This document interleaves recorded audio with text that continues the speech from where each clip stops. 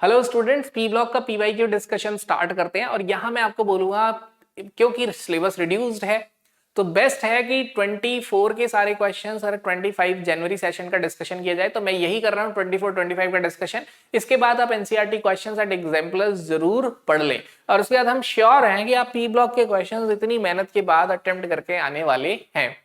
तो डिस्कस करते हैं ये 2025 का question.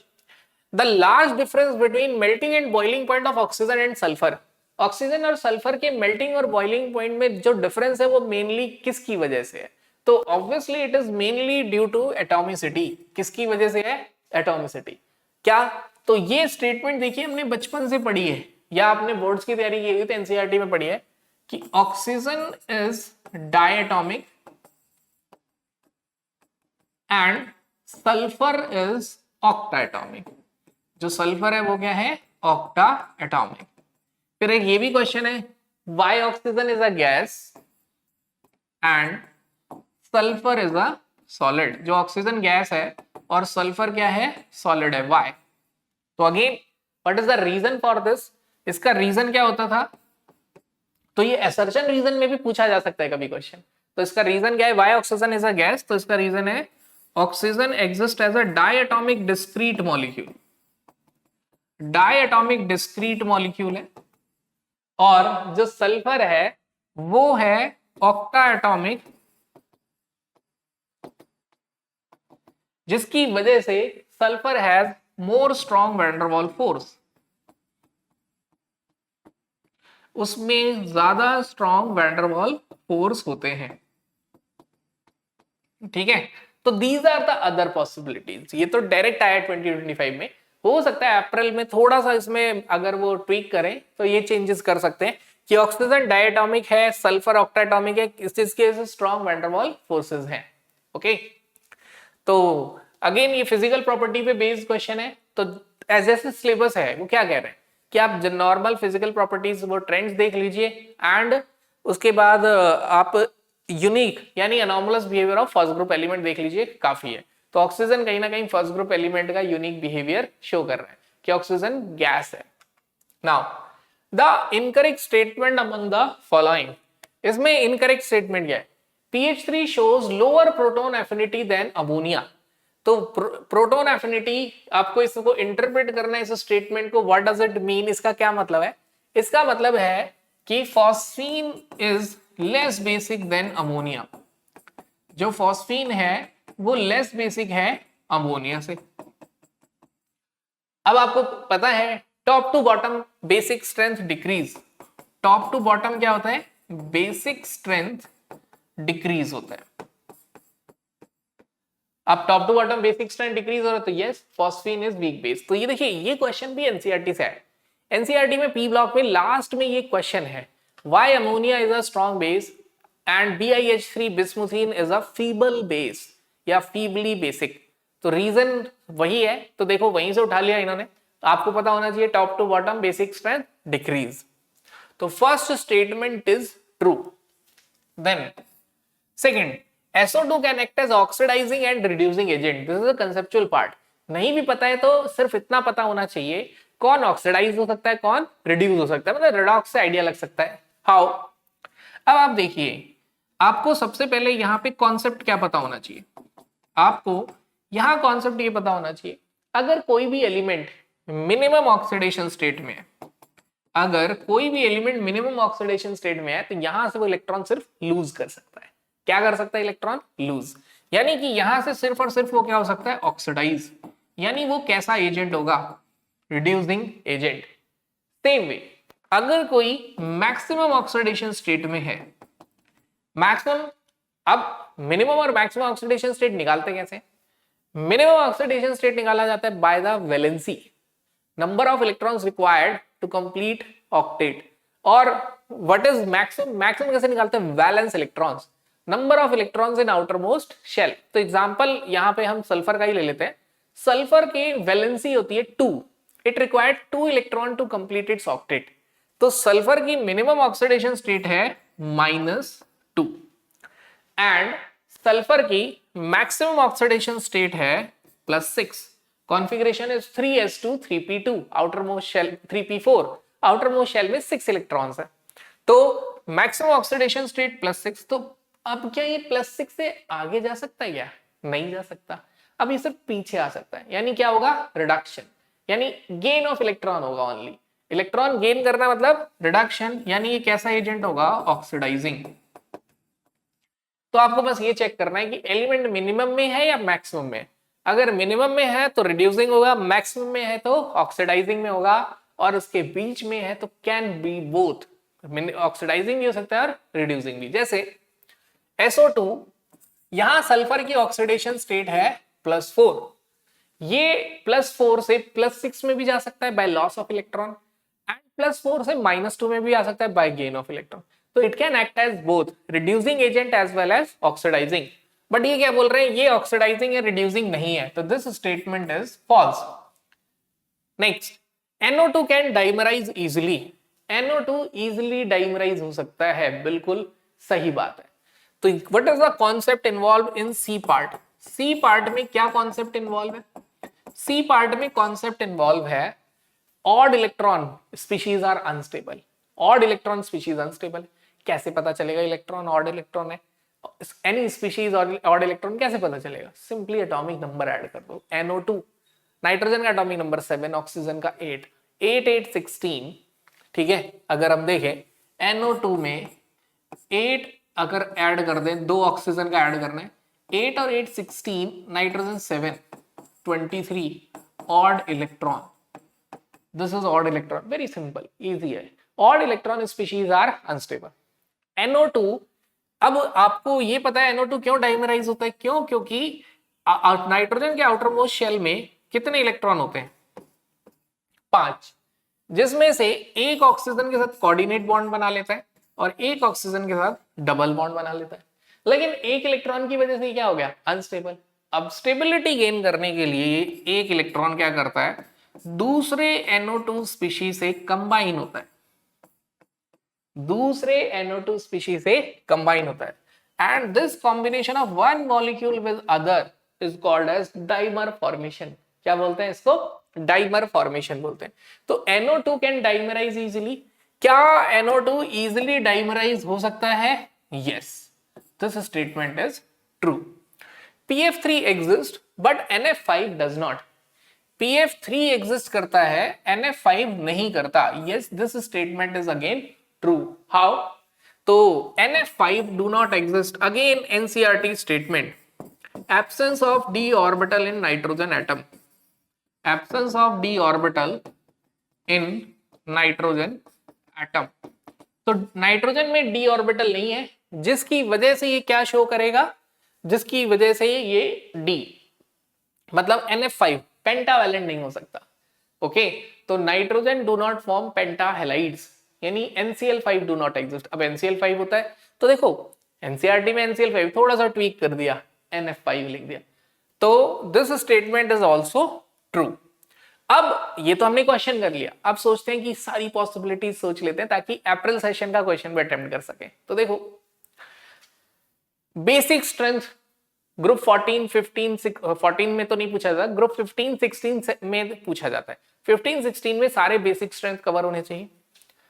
Oxidising and reducing behaviour का कॉन्सेप्ट पता होना चाहिए, ये काफी रिपीटेड है। NO2 कैन डाइमराइज, यानी कि आपको माना कि प्रिपरेशन और केमिकल प्रॉपर्टीज नहीं है, बट उन एलिमेंट के पता होना चाहिए कि स्टेबिलिटी। जैसे इसको मैं हमेशा एक कहानी की तरह सुनाता हूं, सुनते हैं इसको। मैं हमेशा ऐसे बोलता हूं, पूरी कहानी ऐसे याद रखो कि नाइट्रोजन एक कंपाउंड था और हाईली स्टेबल था, इसलिए क्योंकि अर्थ पे सबसे ज्यादा परसेंटेज है इसकी, और ये हाईली स्टेबल है। ये बात इससे पता चलती है, ये इकलौता ऐसा एलिमेंट है जिसमें ट्रिपल बॉन्ड होने के साथ साथ, सर ये तो कोई खास बात नहीं हुई, खास बात इसके बाद है, ये इकलौता ऐसा एलिमेंट है जिसका पाई बॉन्ड सिग्मा बॉन्ड से स्ट्रांग है। अगर किसी को ये आंसर इसका रीजन समझ आए क्यों नाइट्रोजन का पाई बॉन्ड सिग्मा से स्ट्रांग होता है, तो कमेंट कर देना। और मैं नहीं बताऊंगा, लेकिन ठीक है, सोचो, बॉन्डिंग पीरियोडिक टेबल के PY के डिस्कशन तक ये डिस्कशन तुम्हारे सामने आ जाएगा। तो नाइट्रोजन जो है हाईली स्टेबल है ड्यू टू ट्रिपल बॉन्ड, और pi bond is stronger than sigma bond. ये ऑक्सीजन से ऐसे ही कहीं कंबाइन नहीं होता, कभी भी ऐसे ही कंबाइन नहीं होता। ये कंबाइन होके कभी भी इसे कंबाइन होने के लिए बहुत हाई एनर्जी चाहिए, इतना हाई टेम्परेचर, मतलब 2000 केल्विन से 8000 केल्विन तक, इतना हाई टेम्परेचर सिर्फ एक ही कंडीशन में होता है, थंडरस्टॉर्म। तो जब बिजली कड़कती है तो नाइट्रोजन और ऑक्सीजन कंबाइन होते हैं and they form nitric oxide. क्या बनाते हैं? Nitric oxide. बट जैसे मैंने बोला आपसे, odd electron species are unstable. Odd electron species unstable है, तो ये ऑड इलेक्ट्रॉन है, 8 + 7 15। अब स्टेबिलिटी गेन करने के लिए ये हवा में ऑक्सीजन था, उसी से कंबाइन हो गए। उसी से जैसे ही नाइट्रिक ऑक्साइड हवा में आए, उन्हें हवा लग गई और उन्होंने बनाया NO2। बट प्रॉब्लम अभी भी सॉल्व नहीं हुई। क्यों? क्योंकि ये भी क्या है? Odd electron species. अगर एक अनपेयर्ड इलेक्ट्रॉन है तो ये क्या होगा? कलर्ड। तो this is a reddish brown gas. अब NO2 स्टेबिलिटी गेन करने के लिए एक दूसरे NO2 मॉलिक्यूल से कनेक्ट होने लगा, डाइमर फॉर्म किया, and NO2 exist as a dimer N2O4। ठीक है, this is colourless, diamagnetic and stable. अब देखो, इस स्टोरी में बहुत सारे क्वेश्चन बने। जैसे फर्स्ट, पहला क्वेश्चन बना, this is a combination reaction, nitrogen और ऑक्सीजन। जनरली सारी formation and combination reaction exothermic होती है। This is the only example of endothermic. तो NO is endothermic. NO formation क्या है? एंडोथर्मिक है, ये समझ आया। Second, NO is unstable in air. NO air में अनस्टेबल है। इस बात को हम ऐसे भी समझ सकते हैं कि NO एयर में रेडिश ब्राउन हो जाता है। NO becomes reddish brown when released in air after some time, जब उसे एयर में छोड़ देते हैं, राइट। फिर और क्या होता है? NO and NO2 are paramagnetic. दोनों पैरामैग्नेटिक हैं, लेकिन एक डिफरेंस है। क्या? Nitric oxide is colourless but NO2 is coloured. तो कुछ भी क्वेश्चंस पूछे जा सकते, कुछ भी। तो देखो, इस तरीके से PYQ एनालाइज किया जाता है। ऐसे अगर आप इस तरीके से PYQ करोगे, काफी बच्चे कहते हैं सर मैंने PYQ कर लिया, कोई फायदा नहीं हो रहा। आप PYQ क्या लग रहा है कि वही देने वाले? नहीं। तो आप उस PYQ करने का मतलब होता है ये सोचना, ये समझना, ये कॉम्प्रिहेंड करना कि और क्या पॉसिबिलिटीज बन सकती है और उस पर बेस्ड क्वेश्चंस कैसे आ सकते हैं। देन इसके बाद अगला पॉइंट है NO2 forms N2O4। Then next, N2O4 is colorless and diamagnetic. C.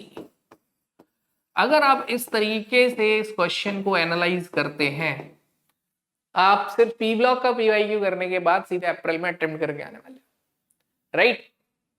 तो इस तरीके से कहानी हमें याद रखनी है। वापस आते हैं, तो इसका आंसर था हमारा, फॉल्स स्टेटमेंट बनानी थी, तो आंसर इज बी।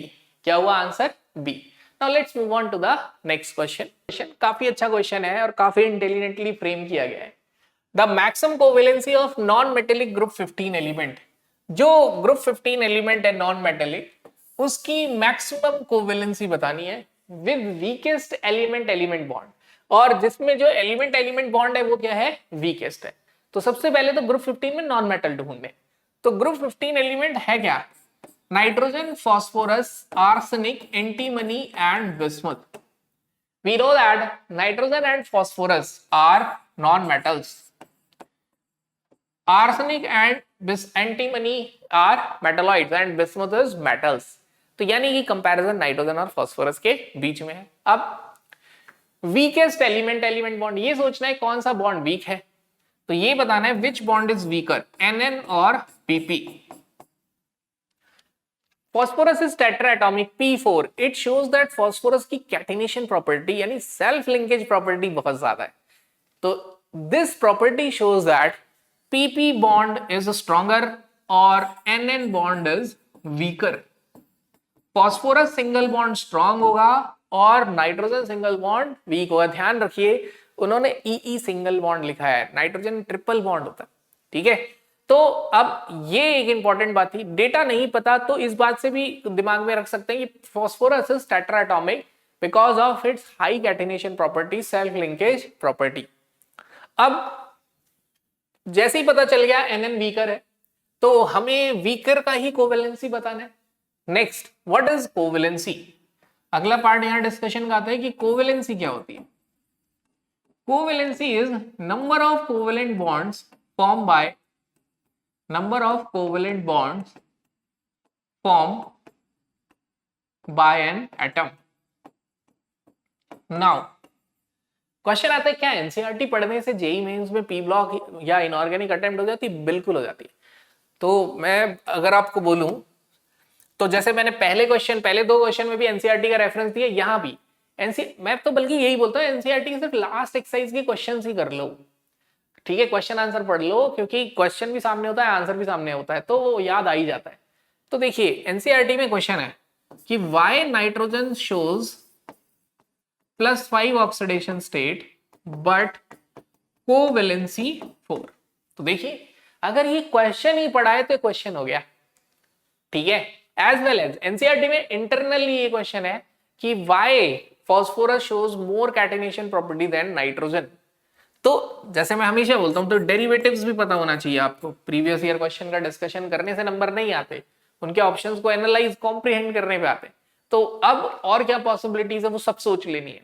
ये भी दोबारा पूछा जा सकता है अप्रैल में, या फिर आपसे नेक्स्ट सेशन में क्वेश्चन में ऐसा भी पूछा जा सकता है कि फॉस्फोरस का कोवेलेंसी बताइए, या फिर ये भी पूछा जा सकता है which has more catenation property, P has more catenation property, what is catenation property of self linkage, ये आइडिया होना चाहिए।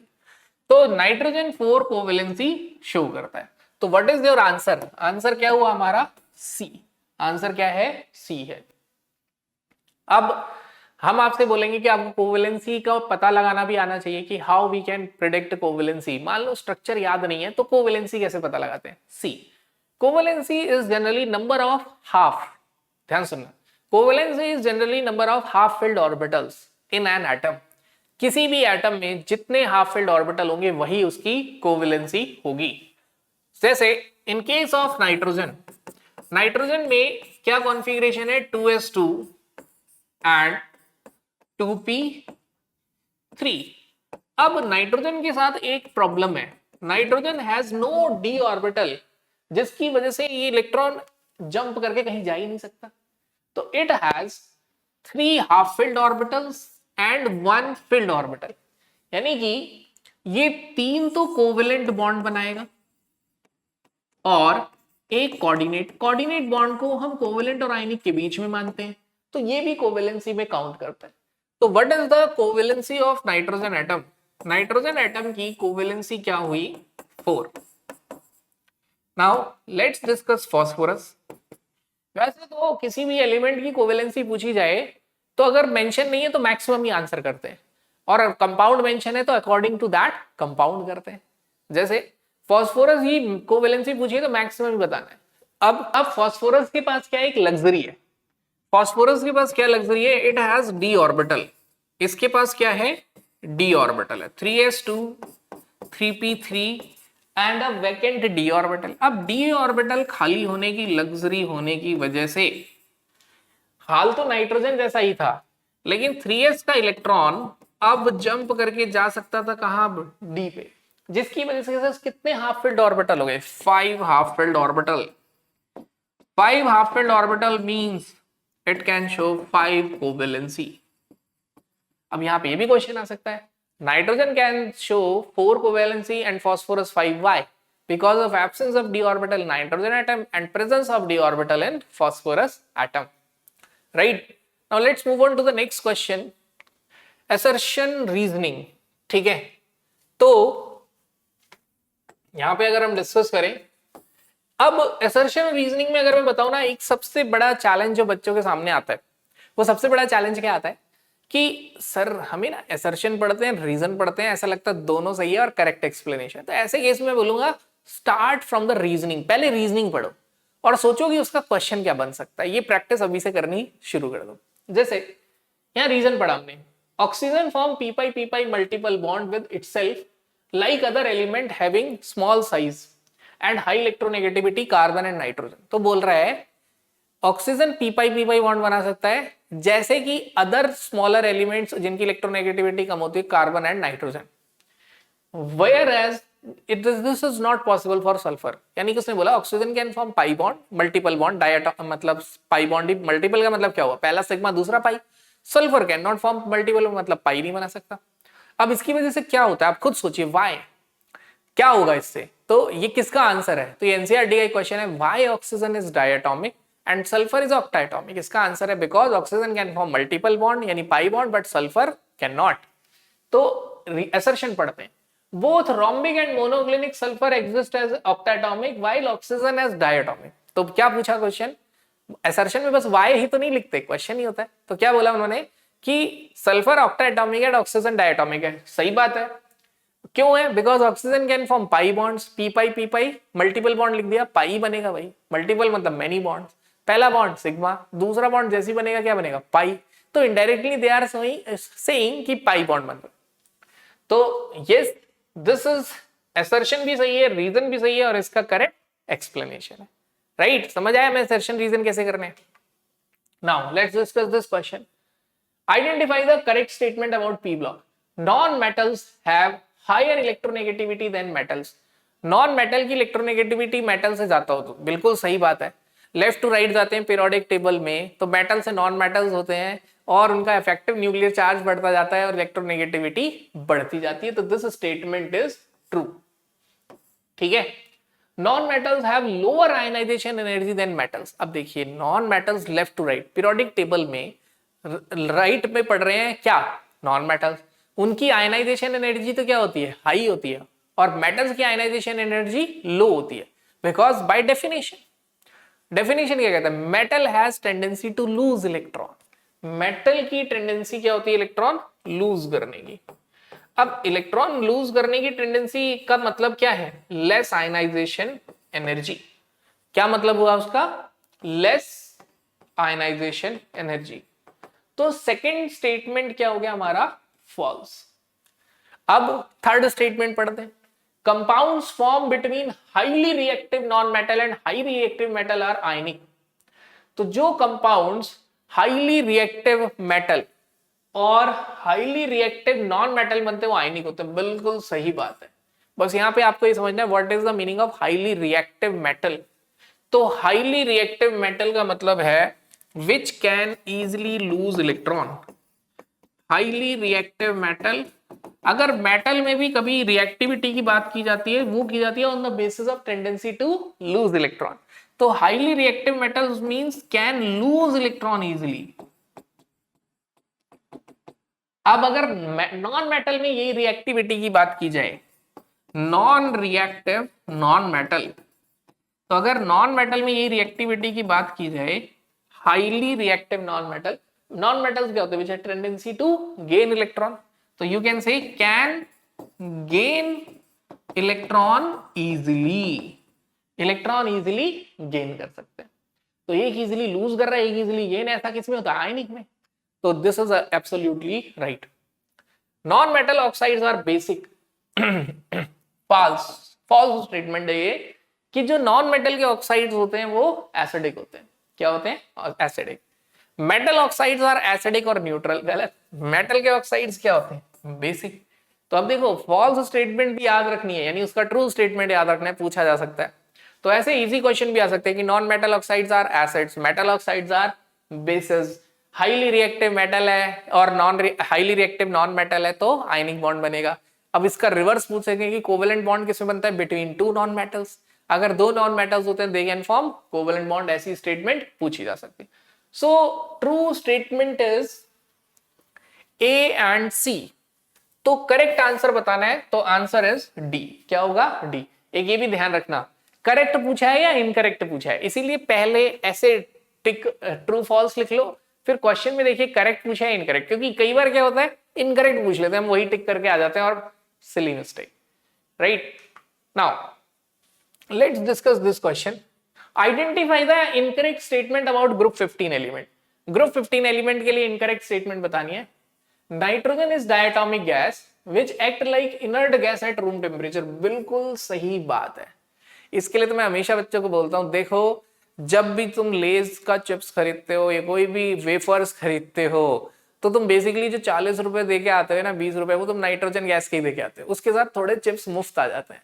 तो nitrogen is a diatomic gas और इनर्ट गैस। तो जो नाइट्रोजन गैस होती है इसे एज अ प्रिजर्वेटिव यूज करते हैं। तो मार्केट में जितने भी वेफर्स आते हैं, जो भी मतलब सील्ड पॉलीपैक आते हैं, सबके अंदर नाइट्रोजन गैस फिल्ड होती है ताकि उसके अंदर के सामान खराब ना हो, राइट। तो yes, it is inert, and yes, nitrogen is diatomic, we all know. Second, common oxidation state of these element are -3, +3 and +5. तो वो बोल रहा है कि जो कॉमन ऑक्सीडेशन स्टेट है, ग्रुप 15 के बारे में पूछ रहा है, ठीक है। ग्रुप 15 एलिमेंट, क्या बात सही है ग्रुप 15 एलिमेंट के लिए? आई होप ये रीडेबल हो, मैं पढ़ रहा हूं, अगर नहीं आ रहा तो मेरी बात सुनो, वो स्टेटमेंट पे फोकस करिए। The common oxidation state of these element. अब ग्रुप 15 एलिमेंट की पहले आप कॉन्फ़िगरेशन लिखो। देखो अब यहाँ पे एक और दिमाग में आइडिया है कि सिलेबस में क्या था, इलेक्ट्रॉनिक कॉन्फ़िगरेशन। अब ऐसा नहीं कि इलेक्ट्रॉनिक कॉन्फ़िगरेशन ही पूछेंगे, इसका मतलब question based on electronic configuration.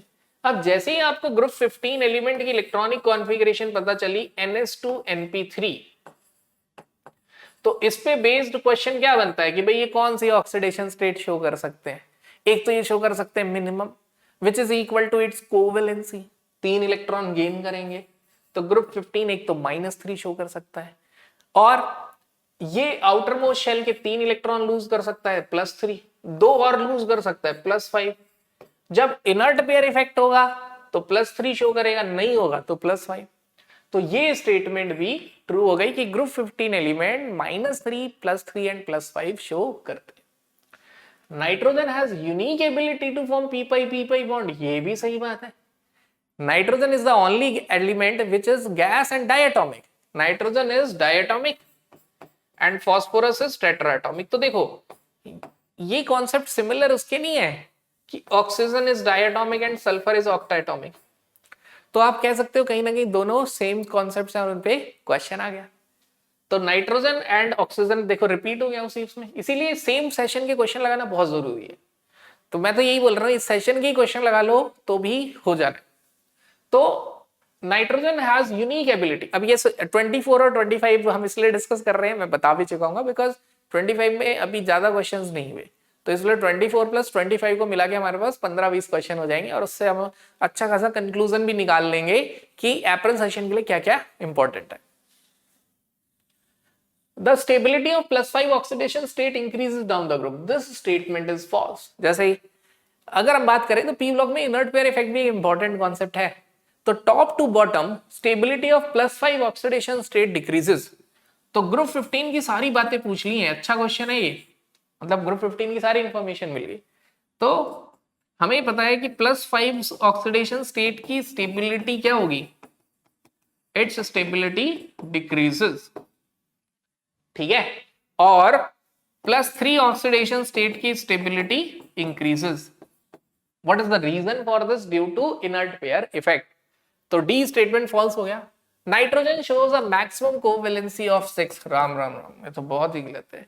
Nitrogen maximum covalency अभी पढ़ा हमने, कितनी शो करता है? 4। तो करेक्ट आंसर क्या पूछा है? करेक्ट। तो करेक्ट इज ABC। करेक्ट क्या है हमारा? ABC है, ABC। अच्छा ABCD हमने सारे देख लिए ना, ABCDE, ठीक है। तो choose the correct answer of the options ACD ACE, नहीं,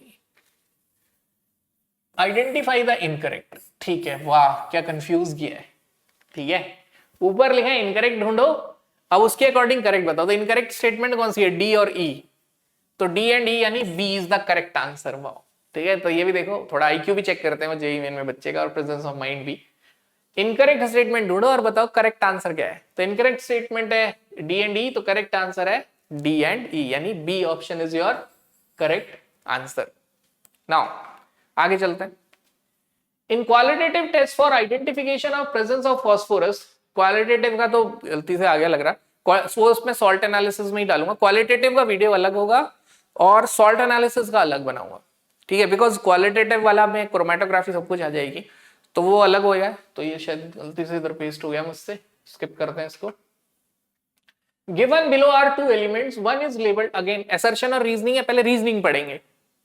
the inert pair effect stabilise the lower oxidation state down the group, down the group lower oxidation state stabilise करता है, बिल्कुल सही बात है। लोअर कैसे, मान लेते हैं कि ग्रुप 13 एलिमेंट है, उसकी कॉन्फ़िगरेशन है NH2NP1, मैक्सिमम ऑक्सीडेशन स्टेट किसके प्रोपोर्शनल है, वैलेंस इलेक्ट्रॉन के, तो ये मैक्सिमम कितनी शो करेगा, +3, और मिनिमम अगर F के इलेक्ट्रॉन पार्टिसिपेट ना करें तो मिनिमम क्या शो करेगा, +1, तो you can say this is lower oxidation state and this is higher.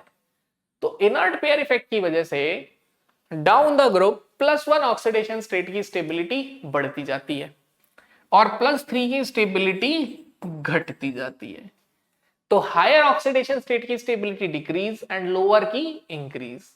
ऐसे ही आपको ग्रुप 14 में सोचना है, configuration is NH2NP2, right, NH2NP2 मतलब maximum oxidation state is equal to the number of valence electrons.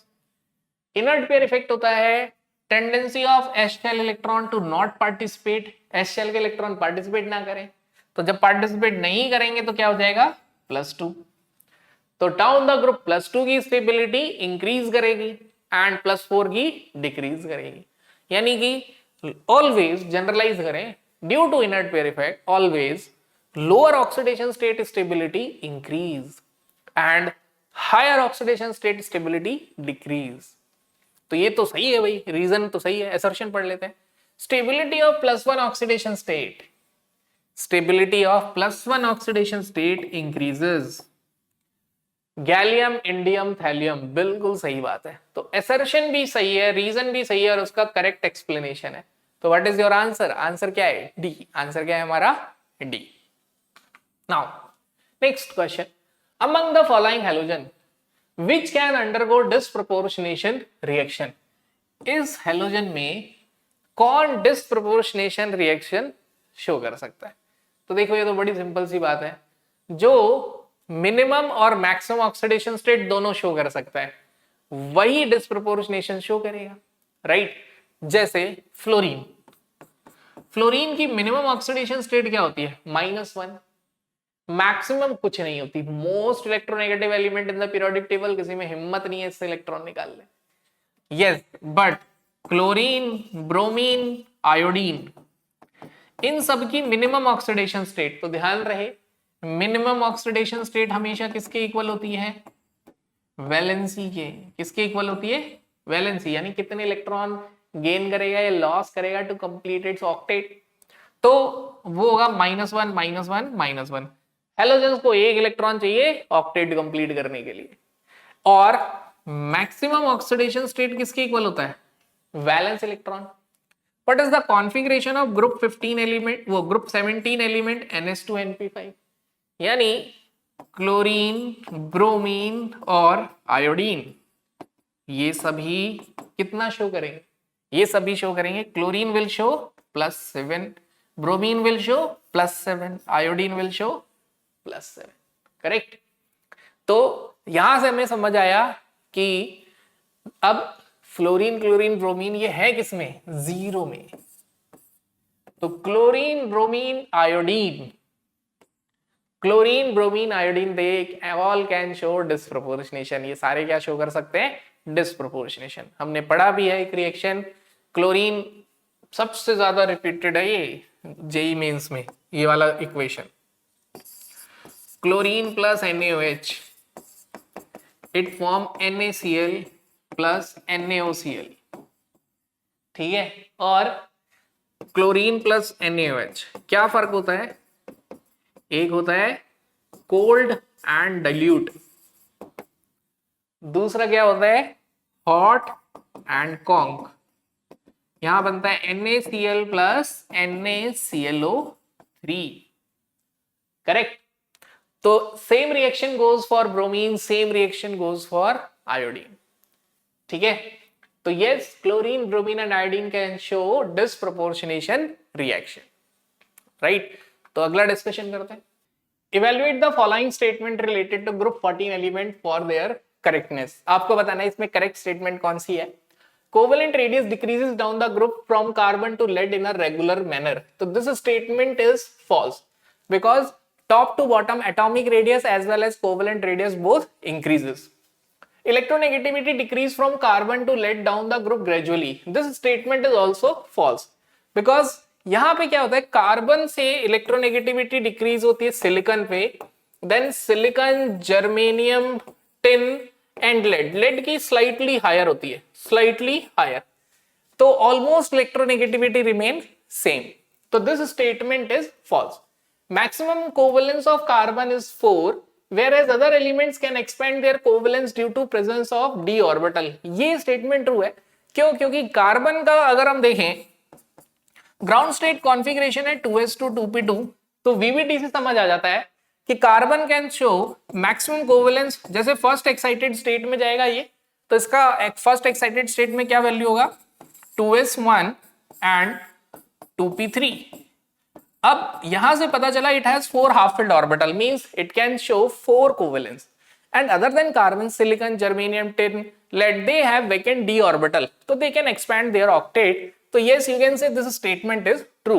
Next, heavier elements do not form p pi p pi bond. जो heavier element है वो p pi p pi bond नहीं बनाते। ये बात भी सही है। कैसे? हमें पता है carbon, silicon, top to bottom atomic number या एटॉमिक मास इंक्रीज होता है। Heavier element means carbon, silicon के बाद, तो these are comparatively heavier. Carbon ही सिर्फ पाई बॉन्ड बनाता है, silicon somewhere and germanium, tin, lead never. तो what you can say? You can say germanium, tin, lead do not form pi bonds. तो this statement is true. Carbon can exhibit negative oxidation state, this is also true, क्योंकि अगर carbon अपने से less electronegative element से connect हो, like hydrogen in CH4, carbon का oxidation state क्या होता है, -4। अगर ये किसी मेटल से कनेक्ट हो तो भी कार्बन का ऑक्सीडेशन स्टेट -2 या -4 होता है। तो उसमें ट्रू स्टेटमेंट कौन सी हुई, CDE। तो CDE आर ट्रू स्टेटमेंट। तो व्हाट इज अवर आंसर? तो हमारा आंसर क्या हुआ, CDE means our answer is C। तो हमारा आंसर क्या है यहाँ पे, C है। तो देखिए हमारे माइंड में क्या होता है, ट्रेंड देखते ही ना एक बात आती है कि इंक्रीजिंग ऑर्डर, डिक्रीजिंग ऑर्डर। तो देखिए ट्रेंड्स सारे पूछ लिए गए। तो प्रीवियस ईयर में अगर आप देखेंगे ना, तो एक एक ट्रेंड्स पूछे हैं, बस अब आपको ये पता होना चाहिए वो कितना उसे चेंज कर सकते हैं चीजों में, कैसे स्टेटमेंट पूछ सकते हैं, क्वेश्चन। बाकी trends almost everything is discussed, बस लेकिन इन्हें समझने की भी नीड है सो दैट कंफ्यूजन ना हो। नाउ नेक्स्ट क्वेश्चन, इसमें कह रहा है gallium is used in thermometer. Yes, gallium को आजकल थर्मामीटर में यूज किया जा रहा है। It is used for measuring freezing point 256 kelvin of brine solution. ये इनकरेक्ट है, ये ब्राइन सोल्यूशन का फ्रीजिंग पॉइंट मेजर करने के काम नहीं आता है। तो यू कैन से स्टेटमेंट 1 यहाँ पे जो गैलियम है वो ट्रू है और सेकंड स्टेटमेंट फॉल्स है। तो statement 1 is true and second is false. तो ये अगेन जब आप ट्रेंड्स पढ़ेंगे, जब पढ़ते हैं कि गैलियम का जो रूम टेम्परेचर के आसपास है मेल्टिंग पॉइंट, तो वहां ये लिखा हुआ है कि gallium is also used in thermometers. Next, which of the following material is not a semiconductor. ये थोड़ा सा थ्योरी बेस्ड हो गया है, यहाँ पे नेचर देखना पड़ेगा। सॉलिड स्टेट रिमूव कर दिया, इसलिए इस क्वेश्चन को यहाँ पे यूज कर लिया, क्योंकि सॉलिड स्टेट में हम P type N type semiconductor पढ़ते हैं, वहां से थोड़ा आइडिया लग जाता है। But still we can solve this by elimination method. We all know that graphite is not a semiconductor, तो कंफ्यूज नहीं होना है। और ऑल्सो थोड़ा नॉलेज भी देख लेते हैं। Silicon, germanium, silicon is semiconductor and germanium is also a semiconductor. अब क्या है, ये एलिमेंट्स मिक्स होके P type N type semiconductor में यूज होते हैं, जैसे कॉपर ऑक्साइड। कॉपर ऑक्साइड की लेयर को भी एज अ सेमीकंडक्टर यूज किया जाता है। So our answer is B here. Next, the correct statement from the following. इसमें करेक्ट स्टेटमेंट बताना है। The decreasing order of atomic radius of group 13 element. Group 13 element का जो एटॉमिक रेडियस है वो डिक्रीजिंग ट्रेंड है। Thallium, indium, gallium, boron, aluminium, यानी boron का सबसे छोटा साइज होगा, उससे बड़ा होगा एल्यूमिनियम का, फिर गैलियम, फिर इंडियम, फिर thallium. We all know that this statement is false because group 13 में एल्यूमिनियम और गैलियम का क्या होता है, एक्सेप्शन होता है कि एल्यूमिनियम और गैलियम में गैलियम का साइज छोटा होता है, तो this statement is false. Second, down the group 13 electronegativity decreases. जब ग्रुप 13 एलिमेंट में जाते हैं तो top to bottom electronegativity decrease होती है. देखिए ट्रेंड देखो, इलेक्ट्रोनेगेटिविटी पे उन्होंने पकड़ा है तो ऑलमोस्ट हर उसमें इलेक्ट्रोनेगेटिविटी पूछ रहे हैं. तो अब फिजिकल प्रॉपर्टी में जो एनसीईआरटी की टेबल है वहां पे पूरा याद होना चाहिए कि इलेक्ट्रोनेगेटिविटी बोरोन की कितनी है, एल्यूमिनियम की कितनी है, गैलियम की. तो इलेक्ट्रोनेगेटिविटी का ऑर्डर अगर हम याद रखें, हम top to bottom electronegativity decrease नहीं होती. ग्रुप 13 की इलेक्ट्रोनेगेटिविटी में थोड़ा सा वेरिएशन होता है. इसको याद रखने का तरीका क्या है, बैटल, बोरोन थैलियम, ये हो गया बैटल. इन फॉर इंडियम, गली, गली मतलब गैलियम एंड एल्यूमिनियम. तो ये इलेक्ट्रोनेगेटिविटी ट्रेंड है. सबसे ज्यादा इलेक्ट्रोनेगेटिव कौन सा एलिमेंट हुआ, boron, thallium, indium, gallium, aluminium. तो in this way you can learn what, you can learn electronegativity order. Then aluminium dissolve in dilute HCl and liberate hydrogen gas, but conc HNO3 renders aluminium passive by forming a protective oxide layer on the surface. Aluminium HCl में dissolve हो जाता है, लेकिन जो Kong HNO3 है वो aluminium को passive बना देता है. कैसे, उस पे एक प्रोटेक्टिव लेयर बनाता है. क्या बनाएगा, उस पे एक प्रोटेक्टिव लेयर. तो ये बात भी सही है, एल्यूमिनियम क्या बनाएगा, एक प्रोटेक्टिव ऑक्साइड लेयर बना के पैसिव हो जाता है. तो this statement is true. Now all elements of group 13 exhibit highly stable +1 oxidation state. इस ग्रुप के सारे एलिमेंट +1 शो करते हैं, ऐसा नहीं है, +1 भी शो करते हैं एंड +3 भी शो करते हैं. तो this statement is incorrect. We know that due to inert pair effect +1 का stability top to bottom increase होता है एंड +3 का डिक्रीज होता है. बट वी कैन नॉट से कि हाईली स्टेबल है +1 में, ये तो इनकरेक्ट हो जाएगा. Hybridization of aluminium in AlH2O whole 6 3+ ion is sp3d2. yes, this statement is true. ये स्टेटमेंट क्या है, ट्रू है, क्योंकि कोऑर्डिनेशन नंबर 6 है. कॉम्प्लेक्स से ही पता लग गया कि 6 कोऑर्डिनेशन नंबर होते हैं. हाइब्रिडाइजेशन sp3d2 या d2sp3 होती है. अब d2sp3 पॉसिबल नहीं है because the aluminium is not D block element, इसमें इनर डी ऑर्बिटल हो ही नहीं सकता, आउटर ही होगा. तो कोऑर्डिनेशन नंबर 6 देखते ही आप आंसर लिख दीजिए व्हाट, sp3d2.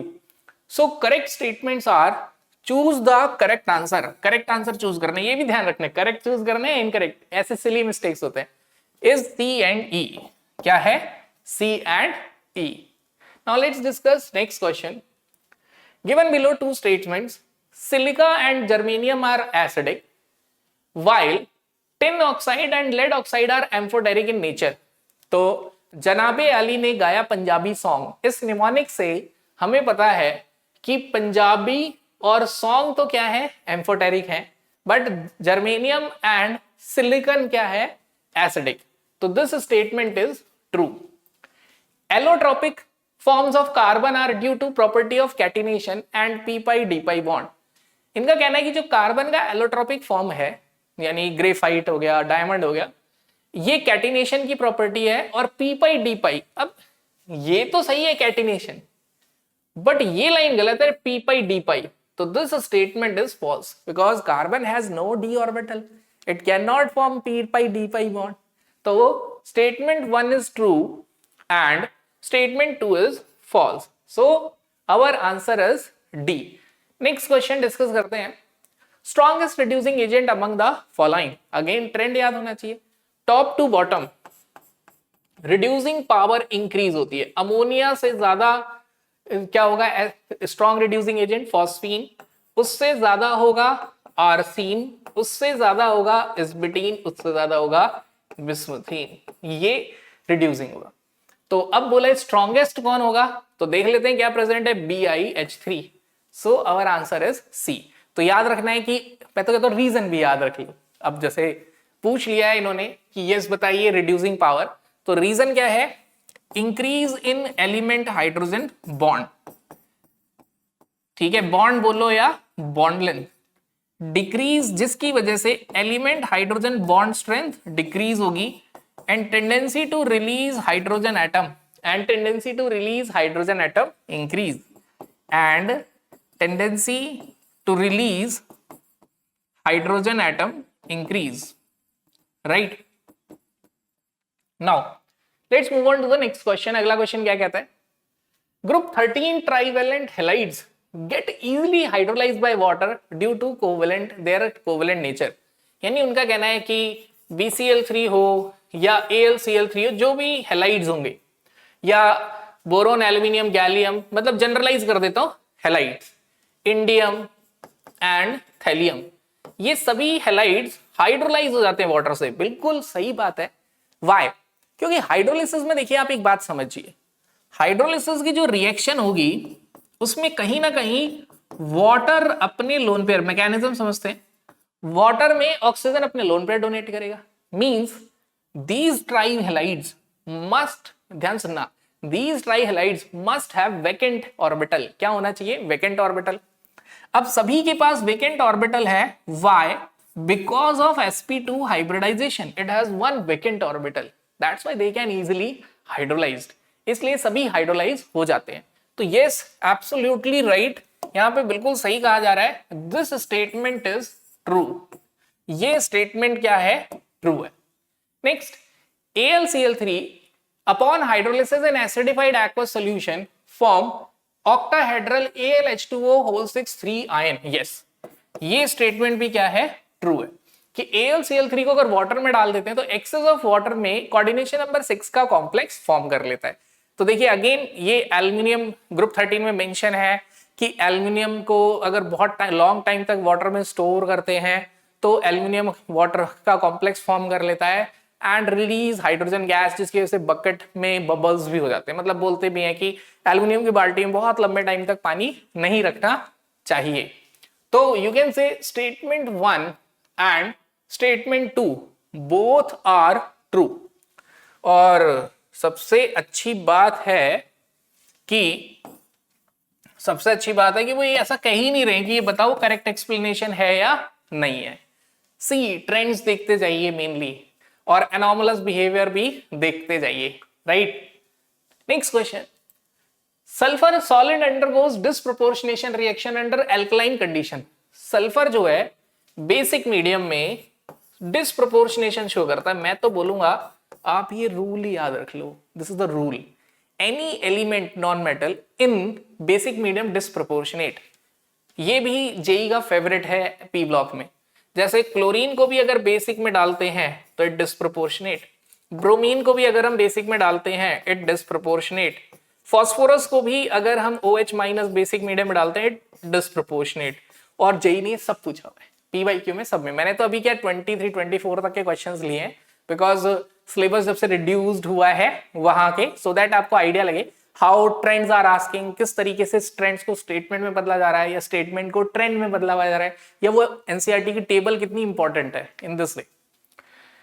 तो this statement is true, ClO4 can undergo disproportionation reaction under acidic medium. अब देखिए डिस्प्रोपोर्शनेशन के लिए एक बात तो हमने रेडॉक्स में भी सीखी हुई है कि अगर किसी भी एलिमेंट की oxidation state minimum oxidation state से क्या है, ज्यादा है, और मैक्सिमम ऑक्सीडेशन स्टेट से कम है, तभी क्या होगा, तभी वो डिस्प्रोपोर्शनेट हो सकता है। क्योंकि मिनिमम में है तो या तो सिर्फ मैक्सिमम में जा सकता है, उससे नीचे नहीं आ सकता, मैक्सिमम में है तो उससे नीचे आ सकता है, ऊपर नहीं जा सकता। इस एग्जाम्पल को समझने के लिए आप वही एक लिफ्ट का एग्जाम्पल ले सकते हैं, और PYQ में आया हुआ है तो मैं सल्फर का एग्जाम्पल ले लेता हूं। Sulphur minimum oxidation state show कर सकता है -2। मिनिमम ऑक्सीडेशन स्टेट आप बता सकते हैं on the basis of valency, and maximum oxidation state sulphur show कर सकता है +6, which can be predict by their valence electrons। Generally ये तरीका चल जाता है। देखिए केमिस्ट्री एक आधा एक्सेप्शन तो आ जाता है, बट 99% ये तरीका चल जाता है। अब -2 से +6 में गए। अब अगर कोई एलिमेंट +6 में है तो क्या इससे ऊपर जा सकता है? नहीं। कोई एलिमेंट -2 में है तो क्या वो उससे नीचे जा सकता है? नहीं। तो मिड में है, लेट्स से वो है +4 में, +4 में है तो +6 में भी जा सकता है और -2 में, तो क्या ये डिस्प्रोपोर्शनेट हो सकता है? यस। तो यू कैन से SO2 can show disproportionation. SO2 क्या शो कर सकता है? डिस्प्रोपोर्शनेशन शो कर सकता है। अब ClO4 सेम वे क्लोरीन के बारे में सोचते हैं। क्लोरीन आउट की कॉन्फ़िगरेशन है NH2NP5, मतलब 3s2 3p5। तो वैलेंसी 1 है, मींस क्लोरीन मिनिमम -1 शो करेगा, वैलेंस इलेक्ट्रॉन 7 है, मैक्सिमम +7। ClO4 की में क्लोरीन की ऑक्सीडेशन स्टेट +7 है, it can reduce only, means it can act as a oxidizing agent only, तो डिस्प्रोपोर्शनेशन नहीं होगा। तो you can say statement 1 is true but statement 2 is false. Statement 1 is correct but 2 is incorrect. तो हमारा answer क्या हुआ? A, right. तो यहां पे देखा जाए तो डिस्प्रोपोर्शनेशन को जेई छोड़ नहीं रहे। जब ये 2 सेशन हुए थे 2020 में, लगातार क्लोरीन NaOH पूछते गए, वो फिर स्टेटमेंट की फॉर्म में पूछ रहे हैं अब सल्फर। मतलब disproportionation is the important topic या concept to understand along with inert pair effect. Now let's discuss this question. All group 16 element form oxides of general formula EO2 and EO3। मतलब group 16 element oxygen, sulphur, selenium, tellurium, polonium, ये सभी dioxide या trioxide बनाते हैं। This statement is true. तो जो ए statement है वो ट्रू है। वाई? अब आप देख भी सकते हो सल्फर SO2 और SO3 बनाता है, बिकॉज इसे आप ऐसे समझ लीजिए, इट्स जनरल कॉन्फ़िगरेशन, इसकी जनरल कॉन्फ़िगरेशन होती है ग्रुप 16 की NH2NP4। तो देखिए इलेक्ट्रॉनिक कॉन्फ़िगरेशन सिलेबस में लिखा था, तो आप समझिए इलेक्ट्रॉनिक कॉन्फ़िगरेशन में बेस्ड कैसे क्वेश्चन बनते हैं। इलेक्ट्रॉनिक कॉन्फ़िगरेशन की बेसिस पे ही ऑक्साइड्स फॉर्मेशन पूछा जा रहा है, ट्राइऑक्साइड्स फॉर्मेशन पूछा जा रहा है, स्टेबिलिटी पूछी जा रही है, रिड्यूसिंग पावर पूछा जा रहा है, ऑक्सीडाइजिंग पावर पूछा जा रहा है। तो SO2 SO3, तो they can show oxidation state +4 as well as +6। तो A is true। Now B statement, tellurium oxide is an oxidizing agent. B में क्या बोल रहे? Tellurium oxide is oxidizing agent. अब देखिए इनर्ट पेयर इफेक्ट का काम आया। कैसे? Down the group S shell के इलेक्ट्रॉन्स रिएक्शन में पार्टिसिपेट नहीं करेंगे, ठीक है। तो अगर टेल्यूरियम +4 में आया तो वो चेंज होने की कोशिश करे, ऑक्सीडाइजिंग एजेंट मतलब रिड्यूस होगा, और SO2 इज रिड्यूसिंग मतलब ये ऑक्सीडाइज होगा SO3 में। तो this statement is also correct. अब यहां पे एक और बात आती है कि सर हमने पढ़ा SO2 रिड्यूसिंग होता है एज वेल ऑक्सीडाइजिंग। देखिए conceptually it can behave both, but majority of the nature tellurium का ऑक्सीडाइजिंग है और सल्फर का रिड्यूसिंग है। तो बी स्टेटमेंट इज ट्रू। तो बी स्टेटमेंट क्या है हमारी? ट्रू है। C, reducing property decreases from H2S to H2TE। अब reducing power we know that. अब देखिए रिड्यूसिंग पावर ग्रुप 15 में भी पूछ लिया है, अब ग्रुप 16 में भी पूछ लिया, मतलब रिड्यूसिंग पावर भी सारा डिस्कस कर लिया। तो रिड्यूसिंग पावर अगर हम देखें तो H2SE top to bottom reducing power क्या होता है? इंक्रीज। क्या होगा? वो इंक्रीज होगा। व्हाई? क्या रीजन है? क्योंकि एटॉमिक साइज इंक्रीज होता है, उसकी वजह से element hydrogen bond length increase होती है, उसकी वजह से हाइड्रोजन इजिली लूज हो जाता है। That's why reducing power increase, but ये डिक्रीज लिख रहे हैं। तो you can say statement C, जो सी स्टेटमेंट है वो इनकरेक्ट है, राइट। तो चाहे ग्रुप 15 हो या ग्रुप 16 हो, उनके हाइड्राइड्स की reducing power top to bottom हमेशा क्या होगी? इंक्रीज। क्या होगी? Increase. The ozone molecule contain 5 lone pair of electrons. Ozone में 5 लोन पेयर है, तो हमने बॉन्डिंग में लुईस स्ट्रक्चर ऑफ ओजोन बनाना सीखा है, वही ऑलमोस्ट होता है, बस वहां पे प्लस माइनस चार्ज को हटा के कोऑर्डिनेट बॉन्ड बना देते हैं। तो you can observe from the structure of ozone, जैसे हम बॉन्डिंग और पीरियोडिक टेबल में सीख चुके हैं, इट हैज 1 2 3 4 5 6। कितने लोन पेयर है? 6। तो D is also incorrect statement. तो करेक्ट स्टेटमेंट क्या है? A and B only. क्या है? A and B, right. तो आंसर इज ए। आंसर क्या हुआ? A. Now let's discuss this question. Consider the oxides of group 15 element the amphoteric oxides. Amphoteric oxides क्या है? तो देखो इसके लिए निमोनिक क्या है? जनाबे आली ने गाया पंजाबी सॉन्ग। जनाबे आली ने गाया पंजाबी सॉन्ग। गाया इज गैलियम, पंजाबी सॉन्ग। इनके ऑक्साइड्स एम्फोटेरिक होते हैं। तो बस Punjabi song, option C. Option C में हमें समझ आता है कि जो ग्रुप 15 है वो एम्फोटेरिक है। बाकी नहीं पता, एलिमिनेशन मेथड से हो सकता है। कार्बन मोनोऑक्साइड इज न्यूट्रल, ये पता होना चाहिए, बट तभी एलिमिनेशन लगेगा। देन सिलिका एंड जर्मेनियम हमने अभी पढ़ा कि नॉन मेटल के ऑक्साइड्स क्या होते हैं? एसिडिक। तो जर्मेनियम पे डाउट आए तो सिलिकॉन से हो जाएगा। देन अभी हमने पढ़ा है कि जो ट्राई ऑक्साइड्स होते हैं वो ग्रुप 16 के क्या होते हैं? एसिडिक। क्या होंगे? एसिडिक होंगे। मतलब पढ़ना ही पड़ेगा इन शॉर्ट, है ना। ये keep reading again and again NCERT, या पीवाईक्यू को बार बार रिवाइज करिए।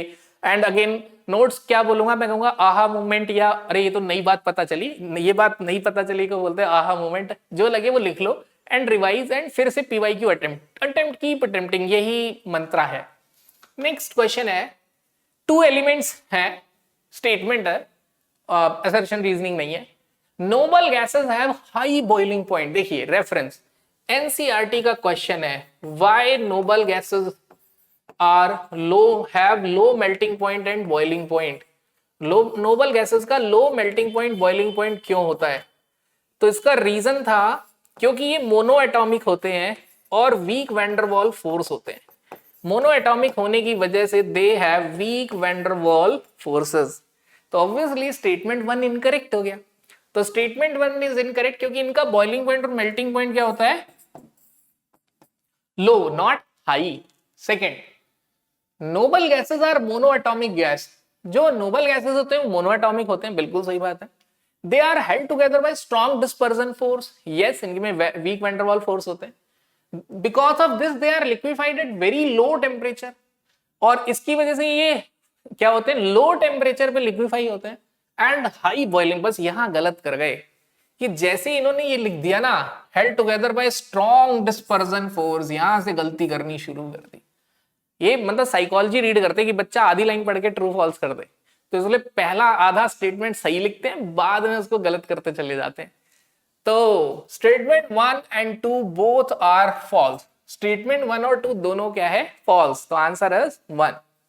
दे हैव वीक वैंडरवॉल फोर्स यानी dispersion force, that's why they have low melting point and boiling point. मतलब अगर assertion और रीजन है तो assertion is noble gas have low boiling point and melting point. Reason है noble gas are monoatomic, therefore held together by weak dispersion force or van der Waals force. Because of this, they have high melting point and boiling point. Now let's discuss this question. देखिए तो trends को देखो कैसे कैसे घुमा फिरा के पूछा जाता है ट्रेंड्स को। The stability of hydrides decreases in the order ammonia, phosphine, arsine, stibine, bismuthine. इस ऑर्डर में स्टेबिलिटी घटती है, बिल्कुल सही बात है।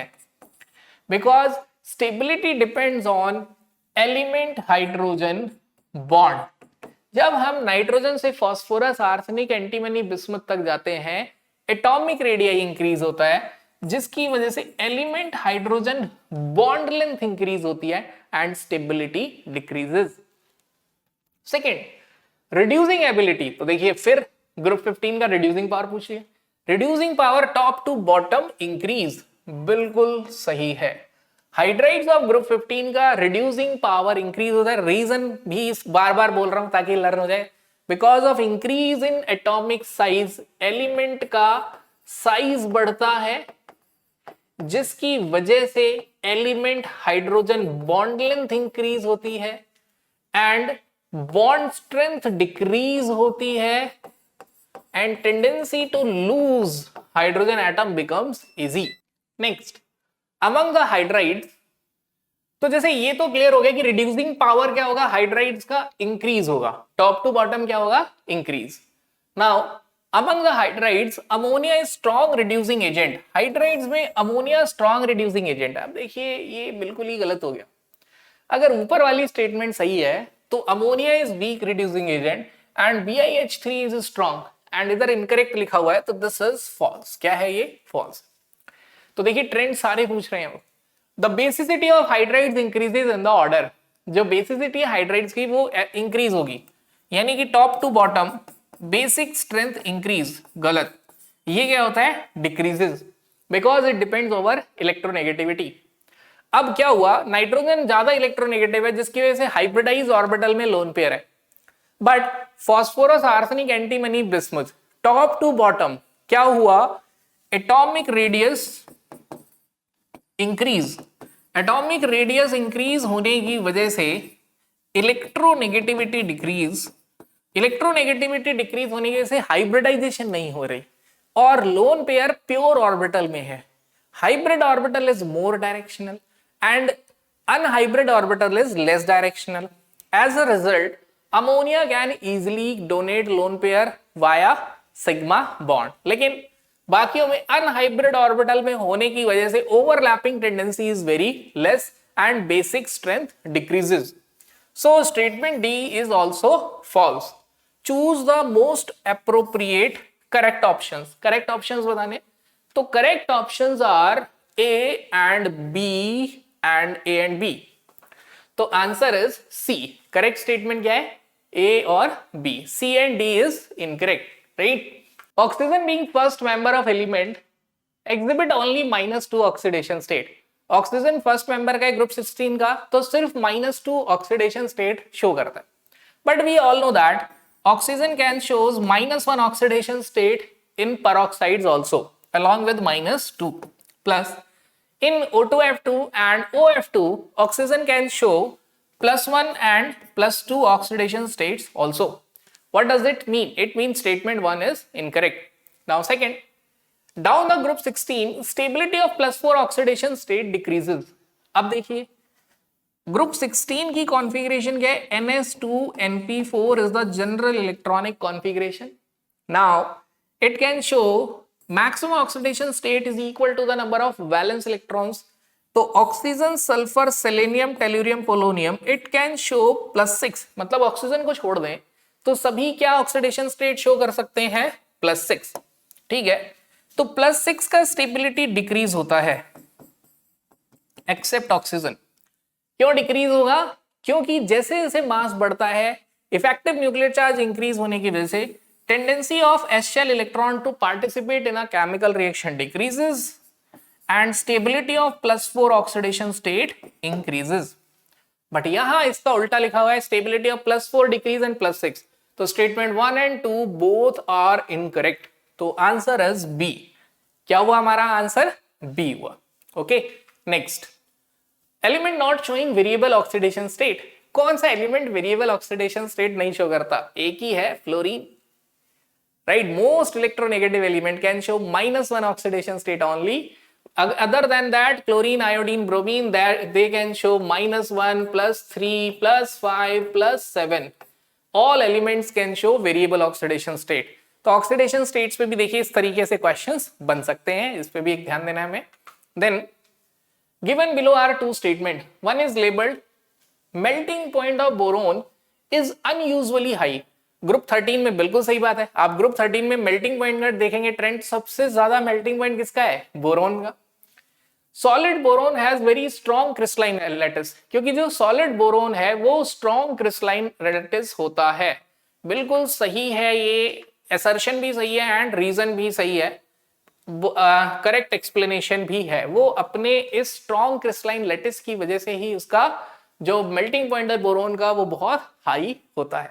Okay, then identify the incorrect statement of the following. इसमें इनकरेक्ट स्टेटमेंट देखते हैं. Acidic strength of HX follows the order.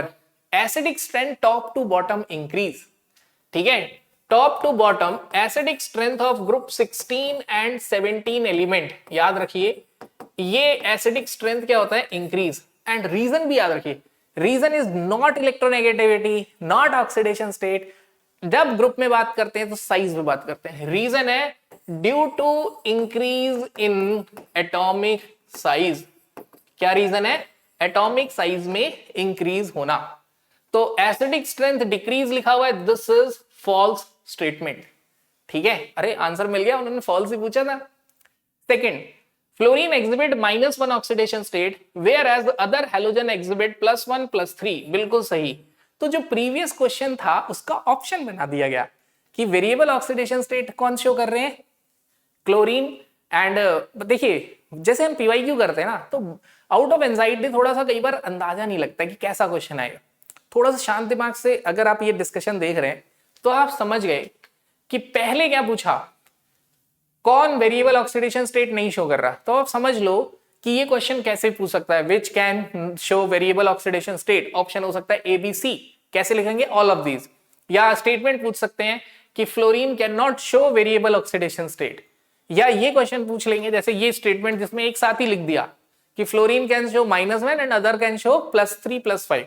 इस तरीके से आपको खुद से कॉम्प्रीहेंड करना है पीवाईक्यू, तभी आप एग्जैक्टली अच्छे से तैयारी कर पाएंगे। ये नहीं क्वेश्चन किया आंसर किया मैं तो पीवाईक्यू कर चुका हूं मेरे मार्क्स आएंगे। Comprehend and analysis of PYQ is very important. इसलिए चाहे आप मेरा फर्स्ट थर्मो का आप पीवाईक्यू डिस्कशन देखिए, कोऑर्डिनेशन, दैट्स व्हाई मेरे पीवाईक्यू डिस्कशन में 1 आवर में हार्डली 10-15 क्वेश्चन होते हैं, बिकॉज कई बार एक क्वेश्चन 1 मिनट में हो जाता है और कई बार एक क्वेश्चन जो होता है वो 4 क्वेश्चन होते हैं, हर ऑप्शन को डिस्कस करते हैं। Next, enthalpy of dissociation of fluorine is smaller than that of chlorine।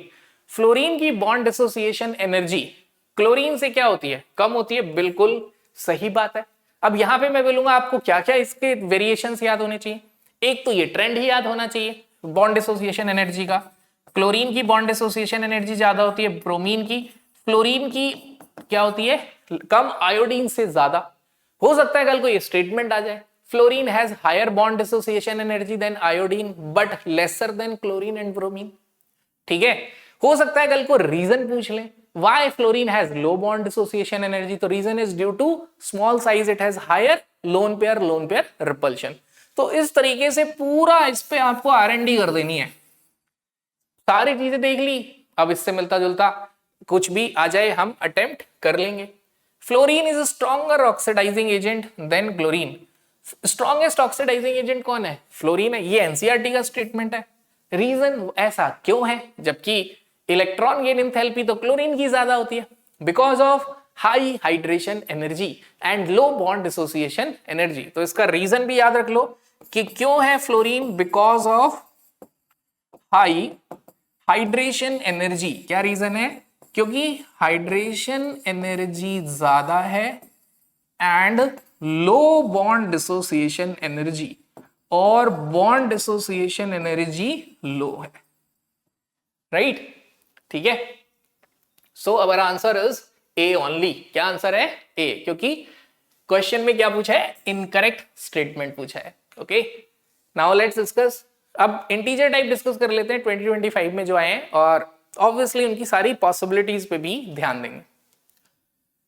Group 15 element form D pi bond with transition element, मतलब जो ग्रुप 15 एलिमेंट है डी ब्लॉक एलिमेंट है डी पाई बॉन्ड बनाते हैं।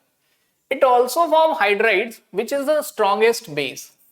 ये हाइड्राइड्स भी बनाता है जो स्ट्रॉन्ग बेस होते हैं। Among the hydrides of other group members that form D pi bond, जो दूसरे मेंबर के साथ ये क्या बना रहा है, ध्यान सुनो, ये हाइड्राइड्स बना रहा है जो स्ट्रॉन्गेस्ट बेस है। तो ग्रुप 15 का कोई हाइड्राइड बहुत स्ट्रॉन्ग बेस होता है। Among the hydrides of other group members, जो अदर ग्रुप मेंबर्स हैं उनके हाइड्राइड्स जो डी पाई बॉन्ड बना सकते हैं, क्या बना सकते हैं, डी पाई बॉन्ड, उसका एटॉमिक नंबर क्या है। तो देखिए strongest base nitrogen, phosphorus, arsenic, antimony, bismuth, तो बेसिक स्ट्रेंथ डिक्रीज होता है। तो strongest base is ammonia, but ammonia में nitrogen can not form D pi bond because it do not have D orbital. तो नेक्स्ट ऑप्शन क्या आया, phosphine. Yes, अब phosphine is stronger base than arsine, stibine and bismuthine. अब यहां से हमें समझ आया ये स्ट्रॉन्ग बेस है इन सभी में and can form D pi bond. तो व्हाट वी कैन से, इसका एटॉमिक नंबर क्या होगा, नाइट्रोजन का एटॉमिक नंबर 7 एंड फास्फोरस का 15। तो आंसर क्या हो गया, 15। ये थोड़ा सा इंटीजर में घुमा देते हैं।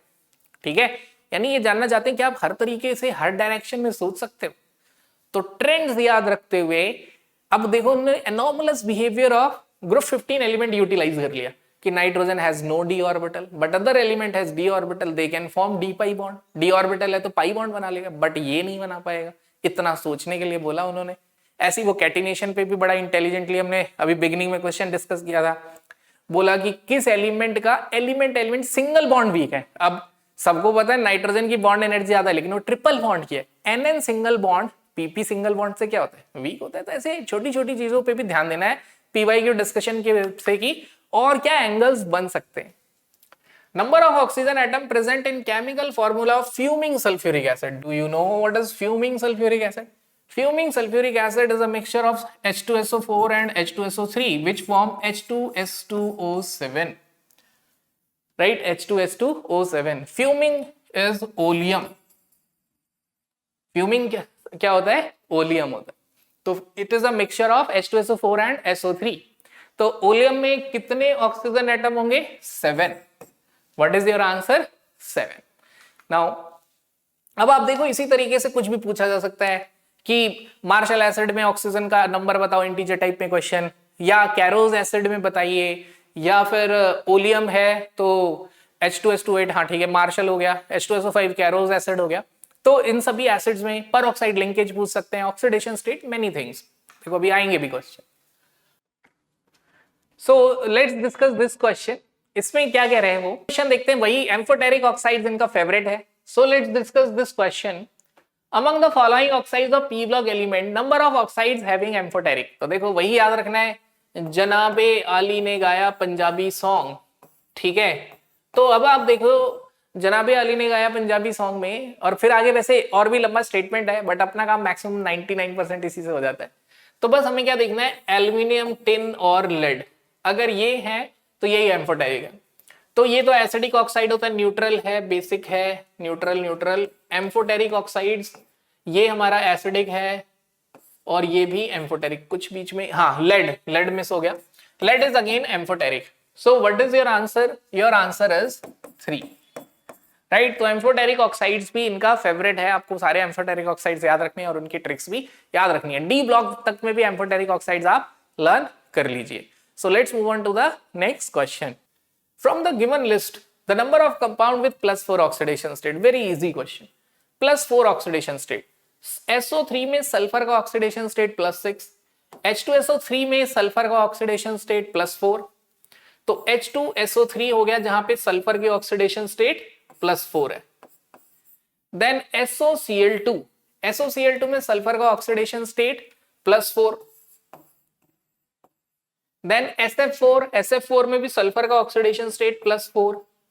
BaSO4 इसमें सल्फर का oxidation state +6। H2S2O7 is a very intelligent question, ये ओलियम है और यहां पे हमें स्ट्रक्चर नहीं पता होगा तो थोड़ा सा प्रॉब्लम हो जाएगा, और वैसे प्रॉब्लम भी नहीं होगा। आप डायरेक्टली ऑक्सीडेशन स्टेट निकालिए, अगर वो मैक्सिमम ऑक्सीडेशन स्टेट से ज्यादा आई, अगर वो मैक्सिमम ऑक्सीडेशन स्टेट से ज्यादा आई, तो व्हाट यू कैन से कि इट्स ऑक्सीडेशन स्टेट इज +6, क्या होगा वो +6 होगा। तो व्हाट इज योर आंसर? 1 2 3, क्या आंसर होगा? 1 2 3। Now let's discuss another question. ओ हो चुके, ठीक है। तो बच्चों आज की एनालिसिस से मैं आपको बोल रहा हूं पीवाईक्यू को अगर आप कॉम्प्रिहेंड करेंगे तभी पीवाईक्यू करने का फायदा है। तो मैं बोलूंगा ये स्टेटमेंट्स पढ़ने, क्वेश्चन ऑब्जर्व करने के बाद एनसीईआरटी रीड करिए, एनसीईआरटी क्वेश्चंस रीड करिए और वापस आके इन्हें दोबारा अटेम्प्ट करिए। जब तक एक एक क्वेश्चंस बार बार अटेम्प्ट ना कर लें एकदम सही, तब तक करते जाइए। एंड सबसे अच्छी बात क्या है पी ब्लॉक में कि इनको अटेम्प्ट करना बड़ा आसान है। ऑर्गेनिक नीड्स, मैकेनिज्म अंडरस्टैंडिंग, कुछ पेन का यूज करना पड़ेगा, और physical chemistry needs calculations, but यहाँ आता है नहीं आता है या कंफ्यूजन है, तीन चीज दिमाग में आएगी, ठीक है। So keep practising, thank you.